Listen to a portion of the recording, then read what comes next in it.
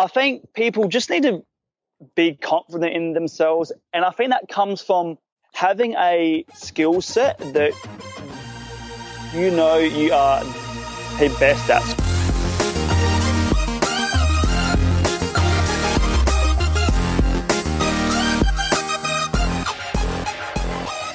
Hey, this is Jeff Reese, and thanks for joining me for this episode of Wake Up Your Why. All right, so let me ask you this. How do you fascinate? Kind of a strange question, right? Well, let me ask it this way. Do you know how the world views you, how the world sees you? I know you've taken those assessments like Myers-Briggs and DISC, and they're great assessments. Over the years that I've been counseling and coaching, I've given those things hundreds of times. But they show you how you view and how you operate and react to the world. Oftentimes, we don't know how others view us. Well, you're going to want to check out this assessment. It's called the Fascination Advantage Assessment. If you'd like some more information on it, you can go to wakeupyourwhy.com/fascinate. I'll also have that link in the show notes at wakeupyourwhy.com/podcast. I know you're going to want to check it out. Hey, and also thanks to those that have subscribed to this podcast and also left a review and rating. I appreciate that more than you know. If you haven't done that, super easy to do. You can go to wakeupyourwhy.com/review. And again, I'll have that in the show notes. All right. And one more thing. It had been a goal for a long time of mine to have something published in a major publication. Well, it happened. Last week, I had an article that was published in Inc. So excited about it. I'm stoked. So if you want to check that out, I'm pretty proud of it, but that will be in the show notes as well. Oh man, so many things in the show notes. Go to those at wakeupyourwhy.com/podcast. All right. I've got a great guest for you today. His name is Jamie Stenhouse. Let me read to you what Jamie has on the front of his, or at his website about himself. From a stuttering high school dropout at 16 to owning a web design agency, a fashion label, and consulting 6, 7, and 8-figure clients across 70 different industries, I'm sharing everything on my journey to bringing my ideas to life. This is going to inspire you. It's going to encourage you. Jamie's story is just incredible. Oh, and I want to let you know that when I was talking with Jamie, he's from Adelaide, Australia. He was in downtown Adelaide at about 2:10 a.m. or something like that, and he's outside. So you're going to hear some wind noise a little bit, and but it's all right. Apparently, that's his best time to work. That's when he gets his best work done. But we're going to talk about that in our interview, all right? Oh, man, you're going to enjoy this. Here we go, Jamie Stenhouse.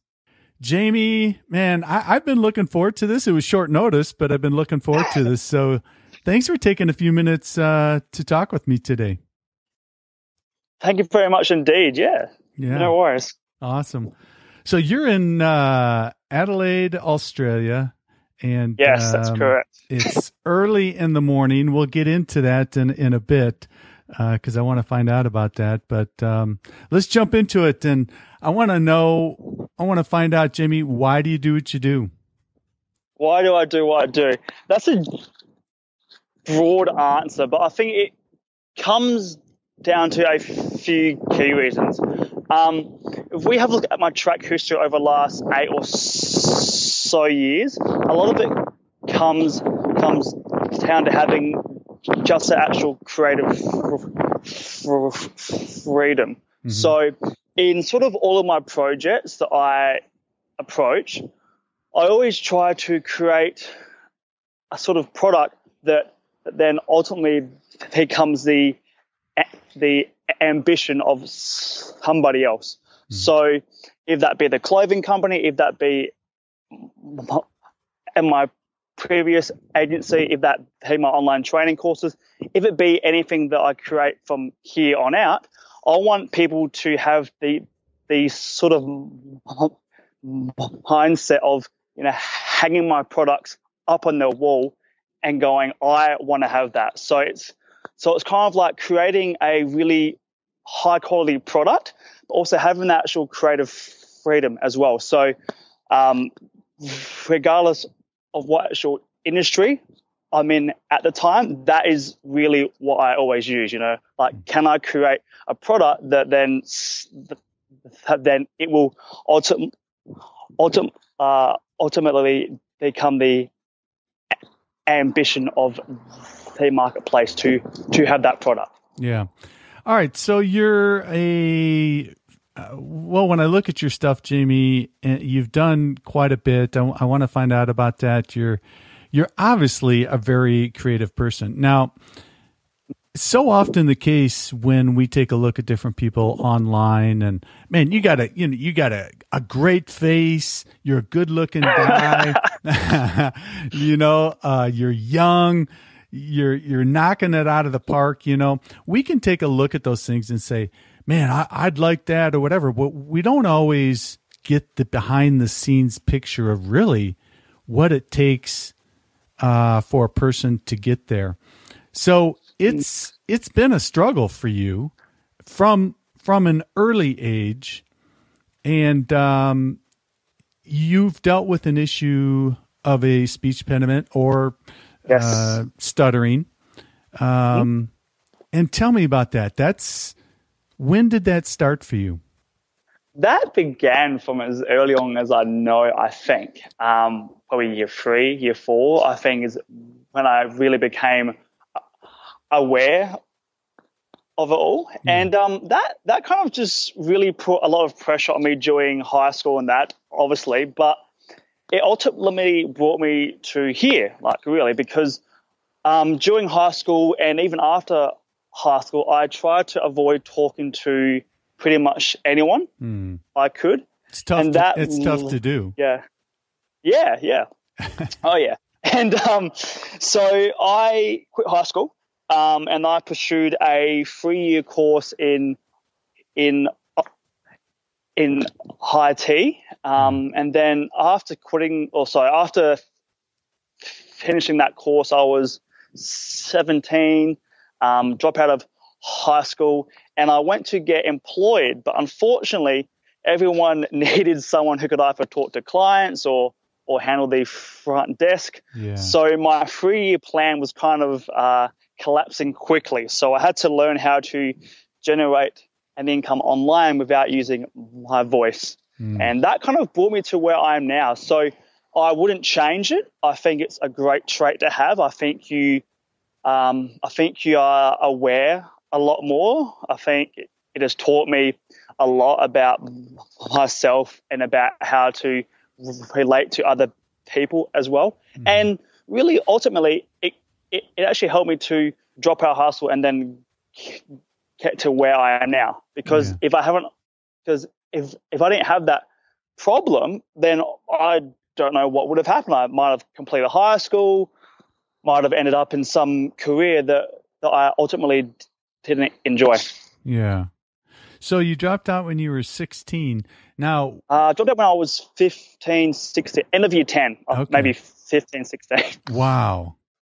All right. So you go to drop out of school. What were your parents thinking?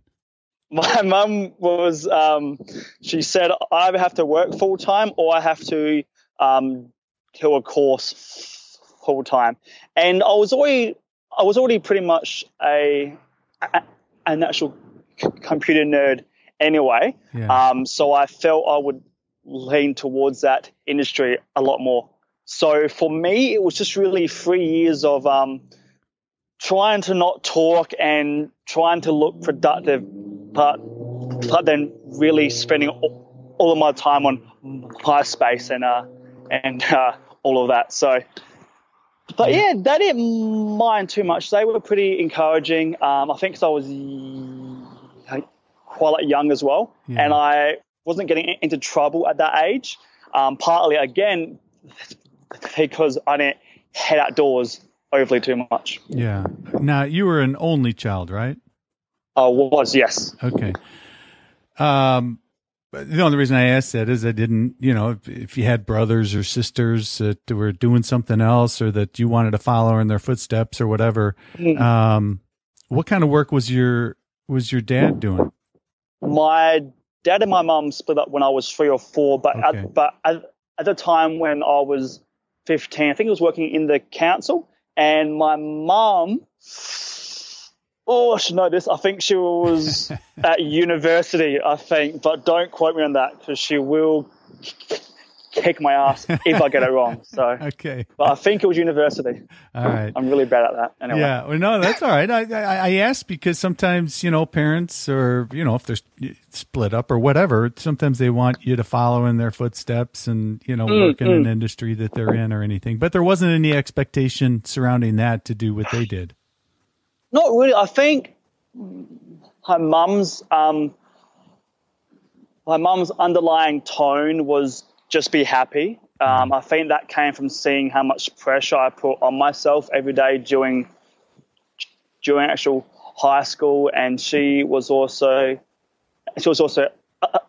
a single like mum as well. So there was kind of a lot of pressure, not pressure, but I think her underlying tone was, just be happy and do good.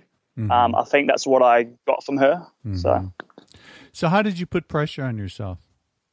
Well, in high school, there's obviously a lot of opportunities to talk, right? So example would be like, coming into class late, I would have to explain why I was late, and that was a nightmare. Oh. Or like things like trying to order some food over the counter and you can't say what you want to say, so you have to just hum and point. Things like getting called upon inside the actual classroom and having to give incorrect answers because it's easier to say, and then being marked down for that, even though in your head you knew the correct answer. So it was kind of like every time I would talk, I'll have to tread very, very carefully, and usually I would put in random words that don't really make sense in there, and I'll get like these odd looks constantly. So it was always a constant excerpt of extra energy just to get by every day. And then, of course, going into year 11 and year 12, those last 2 years, I think you end up doing a presentation every 3 or 4 weeks. And that was just, that sounded like hell for me. I was I'm out of here. I am any chance I could, I was gone. So I actually recall it. Year 11, I did the first half a day, and then I saw the whole year schedule. I was like, nah, I'm done. And then I dropped out 24 hours after that. So that was pretty quick choice. Yeah.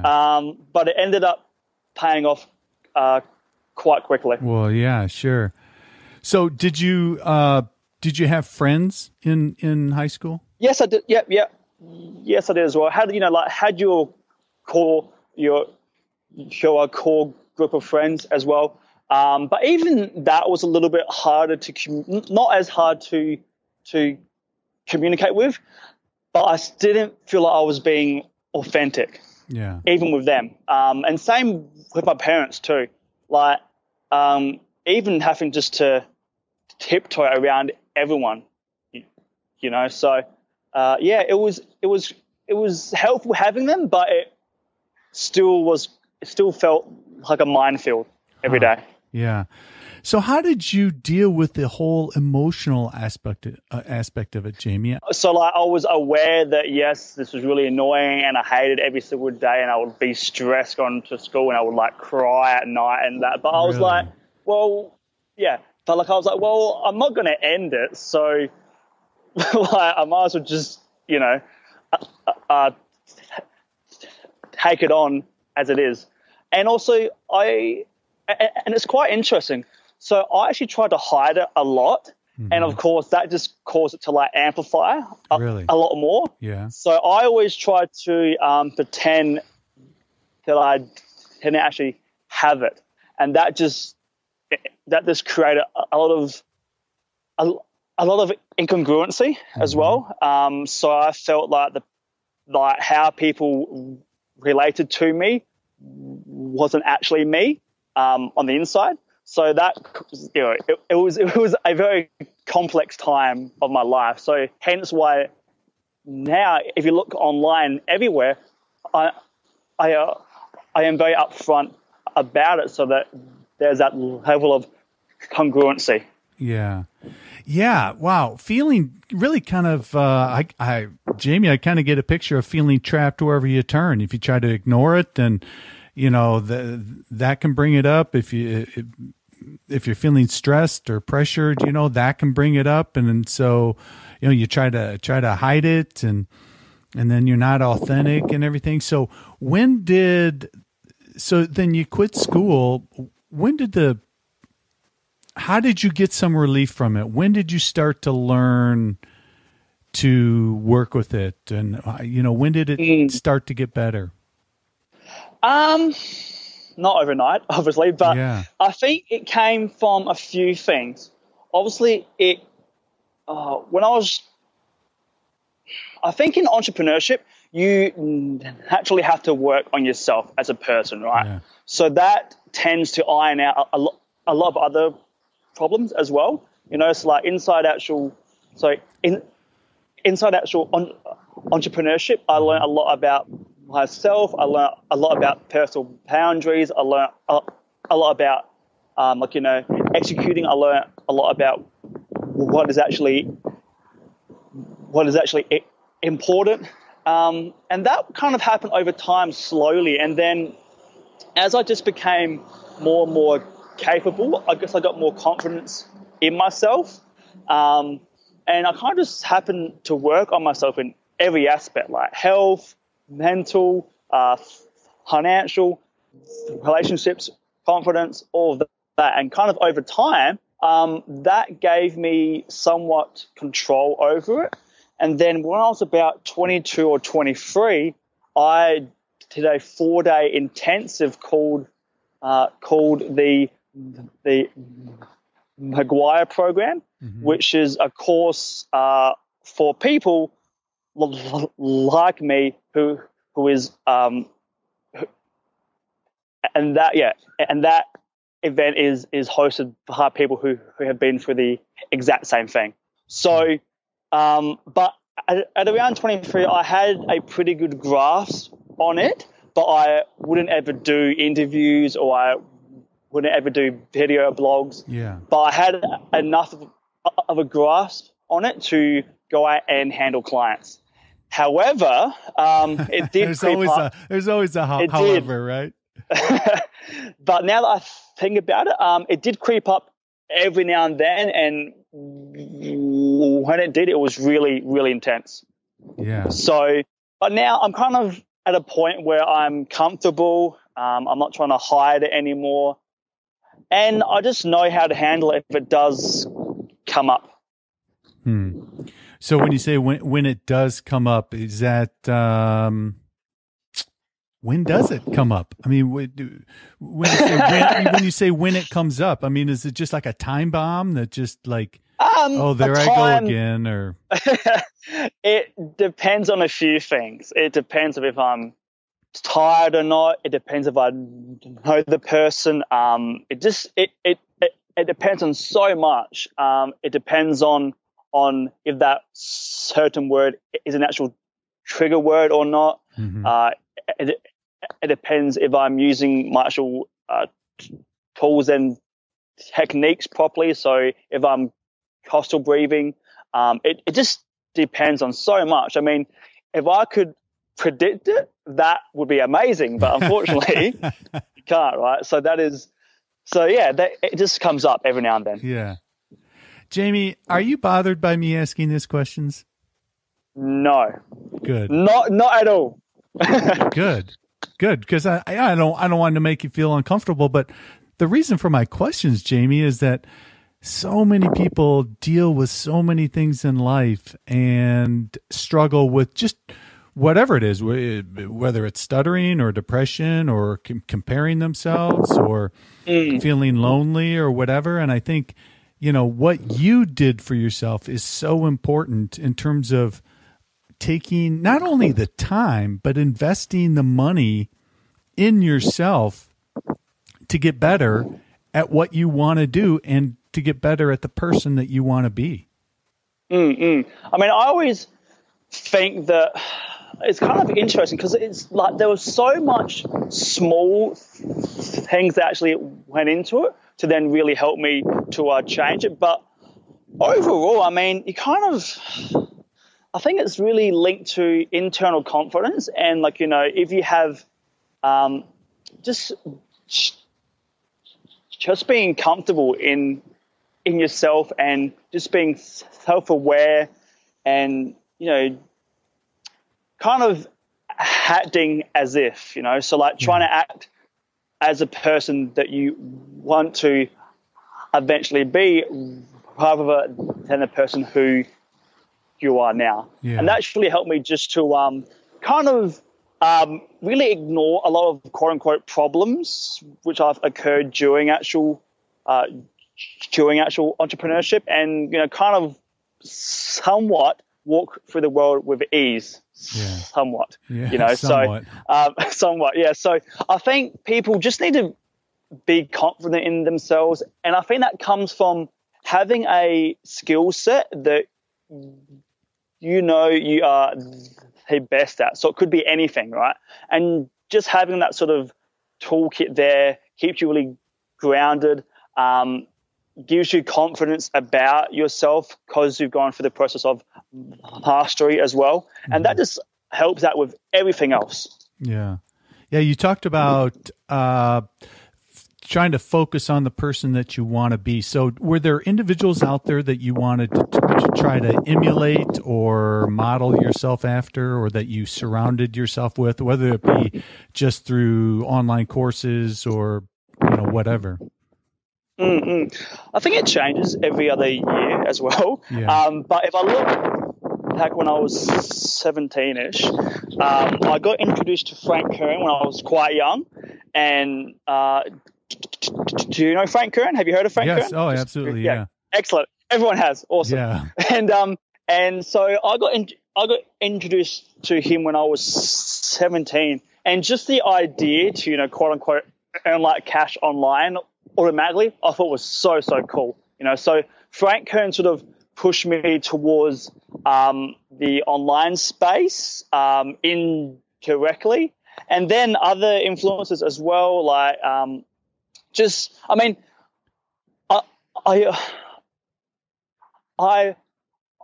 I really admire anyone who can create a product and then jump industry into something completely different and then go and create another one. And a lot of those people, if you have a look at it, are from the music industry. Mm-hmm. It's like they have their own headphones, drinks, clothing lines, and I like that actual creative freedom as well. So anyone who can really create products from their own ideas and then have them actually work and take off, and that remain congruent to their personality. Yeah. All right. So now you're outside. Obviously, I can hear wind noise or whatever, which is fine. I am trying to hide that wind, yes.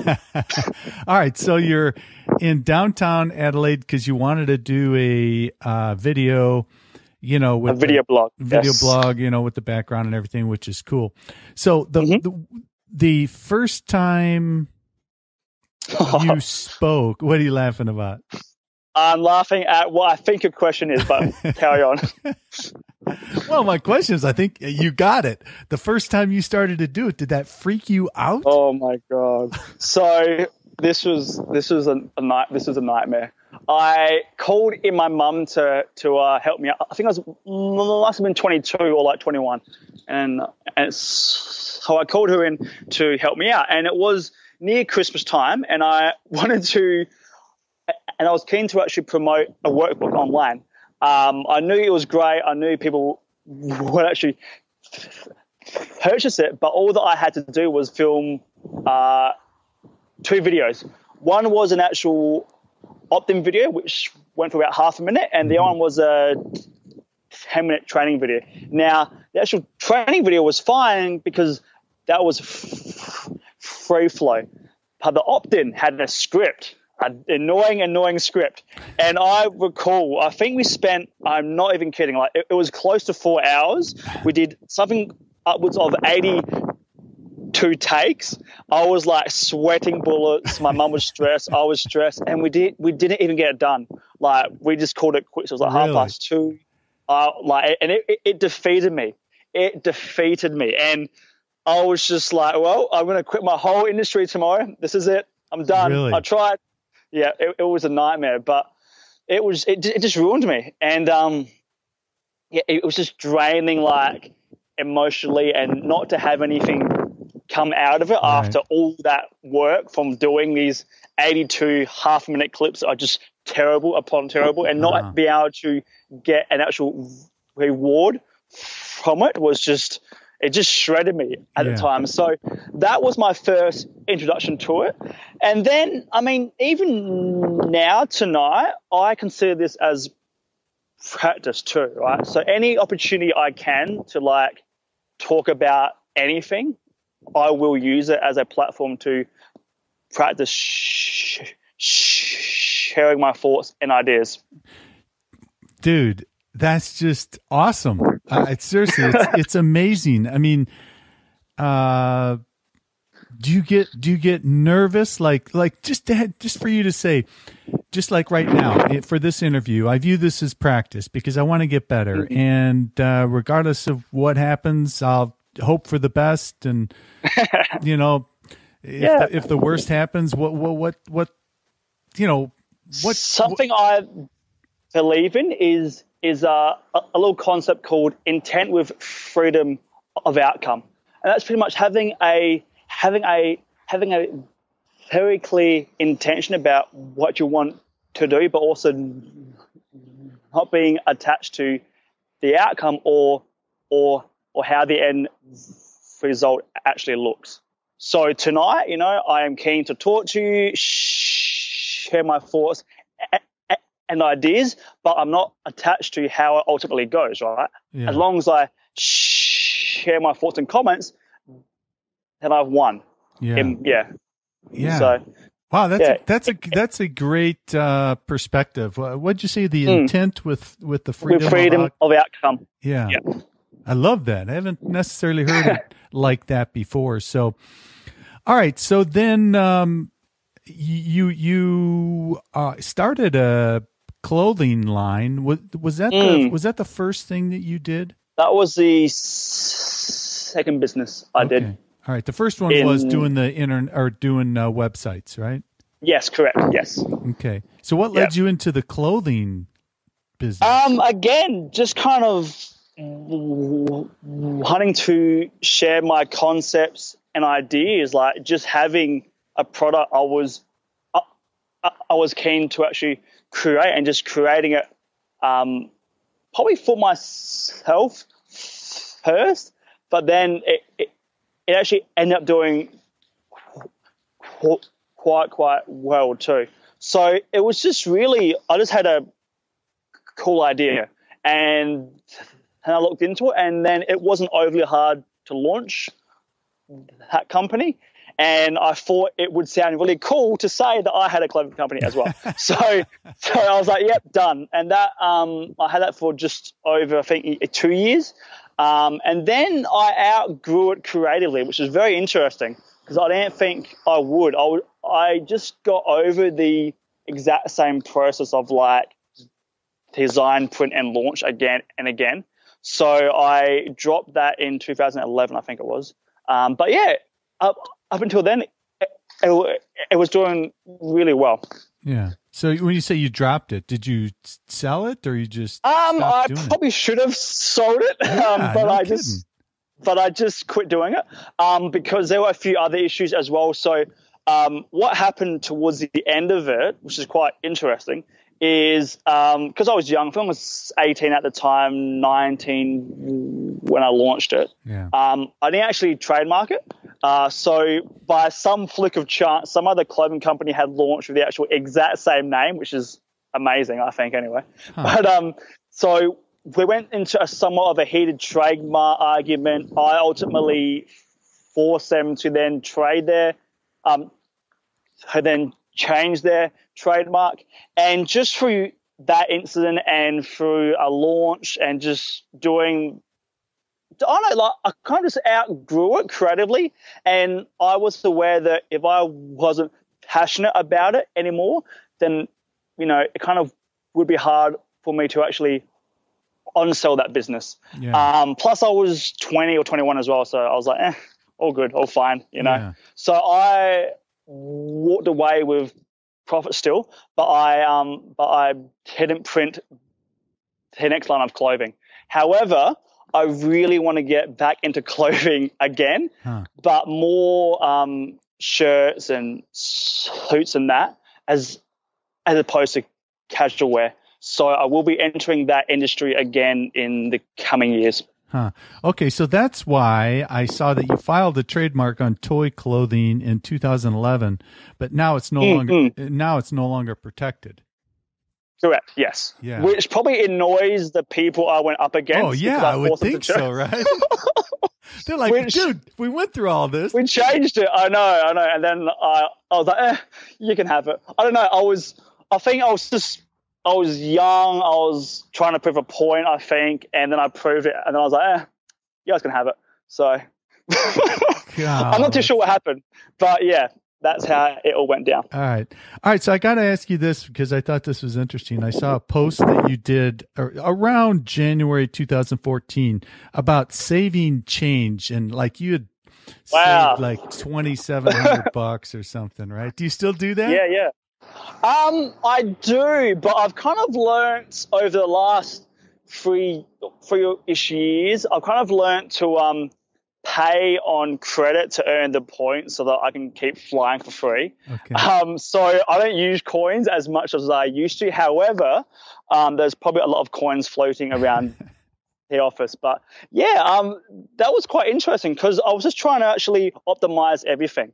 So when I was doing that, it was working really well. So yeah. Cool. That was quite cool. Yeah. How was you went to the Tony Robbins training, right? Yes. How was that?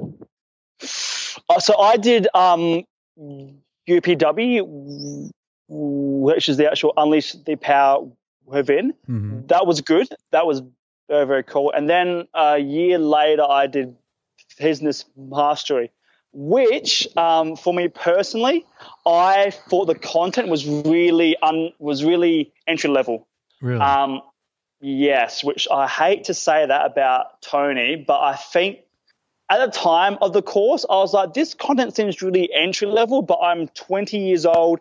Maybe it's because I'm really young, but I'll just take the content anyway, and I'll see how it goes. And then looking on that content today, it was really entry level, which I find. But again, you don't need the most advanced content in order to actually generate an amazing outcome, right? So two schools of thought.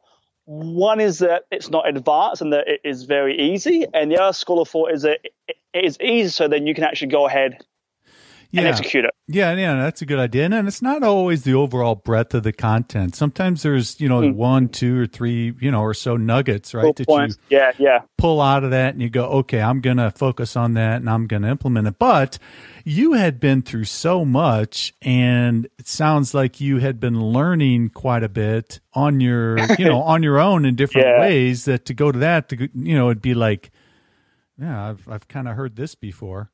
It was, it was. But I met some pretty cool people there as well, and that was helpful too. So yeah, that paid off. Absolutely. And I think it's just what you said about the networking and the people that you meet. You can't always put a price on that. So now you don't do much, or at least when I looked at your Twitter account, you haven't tweeted since March 1st. No, and it's so interesting, but if you look through my Twitter, I use that to just complain towards companies. You do. Which is really bad. And I shouldn't do that so often. So I should clean that up. But I seem to have a real good track history of like testing companies' processes where things don't seem to work overly too well for me, and then I just lose my mind. Partly because it should be easy for them to correct, because I know how to like, you know, I know how to build a company. So like for this large brand to not have it organized yet just shocks me. But yeah, so Twitter I use to complain primarily. I don't complain as much anymore, I think, because I've tested every other brand. So there's not, like Twitter I don't use too much. And plus, in our country, it's not overly helpful. Really? It didn't take off at all here, which sounds weird, I'm sure. But yeah, over here, it doesn't get used much. Not sure what happened, but it just didn't get traction. Wow, that's interesting. What's the social media platform that people generally use? Facebook, Instagram primarily, Snapchat as well. LinkedIn is okay. It's a little bit slow in terms of the actual daily usage. But those are the primary ones, and YouTube as well. Yeah. All right. So I'd mentioned earlier you're in downtown and you want to shoot a video. It's nighttime. It's around, I don't know, by now, 1:45 or something in the morning. 10 past 2. 10 past 2. Yep. Dude. All right. So. And I'm so awake. I love it. You're so awake. All right. Yeah. So why do you, are those good working hours for you? I filmed a blog on this a while ago, and it came from just testing what happened to work for me. So over the last couple of years, I was testing, like, you know, working during the afternoon, working outdoors, working indoors, all that. And I kind of learned that working at night helped me out quite a lot. And the reason for that is because after 12, I think you switch to your right-hand side of your brain, which is the actual creative side. So that allows me to do amazing work. It is also really quiet, so it means there's no like emails coming through. Yeah. It means there's no notifications as well. And another upside to it as well is that inside the actual office I'm in, you can't see any light coming in, which means you can't tell what time of day it is, because usually you can tell for the light in the room, right? Like, you know, if it's like in the afternoon, or, you know, if it's in the evening and that. And just being awake an extra 8 hours before everyone else allows you to get everything important complete, which then frees up my time to then put out the actual client fires. Because if I'm trying to put out client fires and I'm not fully present because I want to be, you know, working on something creative, then really everyone loses, because I can't put my full energy into the client project or into the project that I want to complete as well. So those 4 elements was something that took a while to test and sort of trial, but I just tried it again and again, and I just read a lot about it as well, and I found it really works for me. Well, good. All right. So what advice would you have for somebody that, you know, is not necessarily going to be desires to be an entrepreneur or get out there and start their own business? You know, they might just want to, you know, they just own their own cubicle 9 to 5, right? And that's fine for somebody. And, you know, some people like that and everything, but they struggle with something, and they just can't move, or they feel like they can't move forward. What advice would you have for somebody like that? As sort of simple as it does sound, just begin. Like just get yourself to the place where you can actually win. You know, if you're say like, you know, if you are trying to lose weight, just get to the gym. Like just put yourself in a place where you can actually win. Yeah. Well, that's kind of along the lines of what you said before in terms of just talking with me today, that you want to view it as practice, and you want to get better, and any little thing that you can do that's going to move you off from one mark to the other is a win for you. Yes, that's correct. Yeah. All right. So tell me this. I'd like to know, what is one of your first happy memories as a child? As a child, I don't know, as weird as that sounds. Or it could That's be a really hard it could question be to any answer. memory, I guess. The first happy memory. The one that comes to mind, which is not the first, but the one that Sure. that is probably the recent one, is I did a product launch last year in October, and it was about 42 degrees. No, I think it was in November, yeah, and it was 42 degrees, and I had to hide out this huge hall for 2 days, and I just shot so many videos, and it was kind of like I was not the person in the room. Like I was doing the scripting, the angles, the take after take, and working on my speech. It was just so much work and so much energy linked to me actually communicating. It was not me. It was my higher self, and that was just really empowering to just complete it and literally collapse on the floor and like just be exhausted and just really give my all to the work. And that was last year in November, and it almost killed me. It was so intense because I would get caught on a word and then the camera would go flat, so I had to wait like 4 hours and just wait there.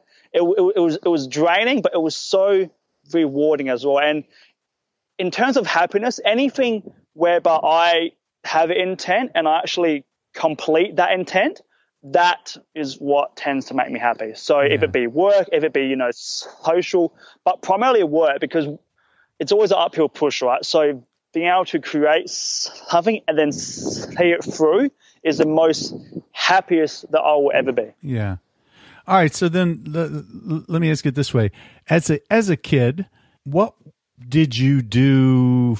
What were your interests? What were your hobbies? What did you like to do on your own? I was very much a computer nerd. I would code computer games. I would code HTML. What? At what age?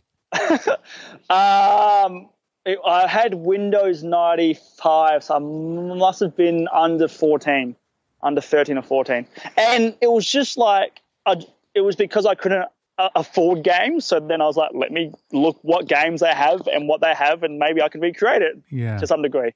So I was very much creative at that age as well. I also had a little bit of actual entrepreneurship inside high school, whereby I would sell computer games, which I had created, to my friends as well. So inside high school, I was very much a computer nerd, just kind of always online. Wait a minute, but you told me that you tried to, hide. You tried to not talk. You tried to ignore people. Now you're out there selling computer games. What's up? Well, I would always pre-sell them online over like chat, and then I'll just hand it, and then I would just hand them to them quietly the next day and get my damn money and leave. So and then run off. Pretty much. So that was how I tried to make some money inside high school. So you'd pre-sell them, which actually is a brilliant idea even now, pre-selling things, right? It is to a degree, but it's interesting because I think if a person wants to pre-sell a product, they kind of allow themselves to not go all in, if that makes sense, right? Because if it doesn't convert too well, then you go, it didn't work, and refund the money. But if you commit to the product creation first, then you kind of have to make it work. And I recall back in June 2014 or 15 maybe, I actually created an amazing online course about Facebook advertising. And it was everything which I had learned over the last 8 or so years. And it was an amazing course, and I went to launch it, and I think I converted 2 customers out of, Are you kidding? Out of 100. And I was like, I lost my mind. But over the course of the next 24 months, I've hustled it out again and again, and it's sold a lot now. So that was that. So if I had pre-sold that and then only had those 2 customers, I then wouldn't have had that product I have now. Yeah. And that sells constantly online. So if you can just create it and then you can somewhat hold it, then you should be able to find a way to hopefully on-sell it. Usually it won't happen instantly, but after you learn what people respond to, price points, how to launch it, all of that, you can kind of really figure out a way to get it out there in the marketplace effectively. Well, Jamie, there certainly doesn't sound like there's too many things that can keep you down. I mean, you've had a lot of failure, it sounds like. Depends what you, I think failure is only defined. Well, okay, let me say. Right. Let me say what you just described with the Facebook thing. I don't consider that failure because you did it, you learned from it, you found a way around it, and tweaked it, and whatever. Right. So failure is relative, and in terms of what you want to learn. But you've had things that have set you back, but have not held you back. Yes. I mean, I think they may have slowed me down for a few hours. Yeah. I was, like 4 or so hours. Actually, I recall, this was a few years ago now. I don't know which year it was. It's all a blur now. Yeah. But it was a while ago, and I was traveling a lot, and I was doing a lot of client jobs, and I made a lot in that 12 months, but I didn't spend a lot, so my tax bill was enormous.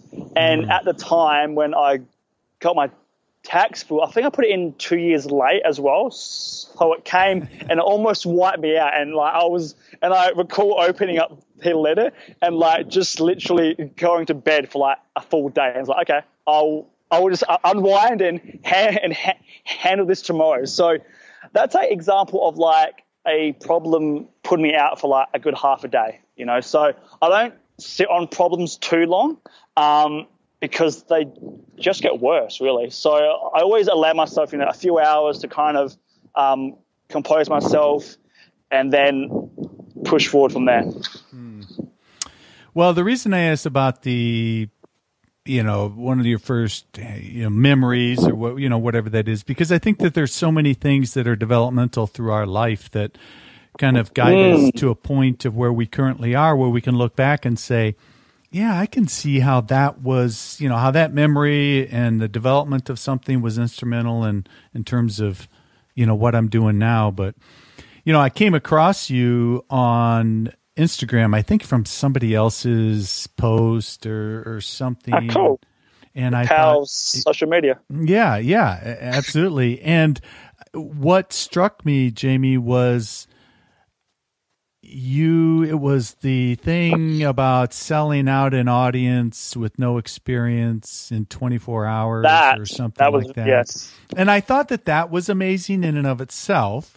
But then when I looked more into your background, and I saw the issue of stuttering and dropping out of high school, and I was just enamored. I was like, holy cow, that's just bold. I mean, you got to be bold just to even take that on. That's just incredible. I think that's such a testament to perseverance and growth and just, trying to be the best person that you can be and then giving back and not being afraid of that.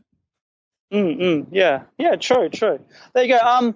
That actual event was kind of created on a whim, and I launched it and I pushed forward and it worked. So, again, just having a very clear intention, but also being free of the outcome as well. Well, that's great. So where do you want people to go to find you? Where's the best place to do that? If they go to my blog, jamiestenhouse.com, they can find everything online there. Okay. All right. Yeah, and I'll have those links and things that we talked about at the show notes at wakeupyourwhy.com/podcast. But hey, tell me, are you reading a book right now that you're finding interesting?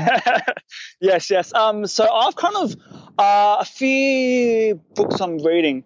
The one that I've been reading over and over again is the 10X Rule by Grant Cardone.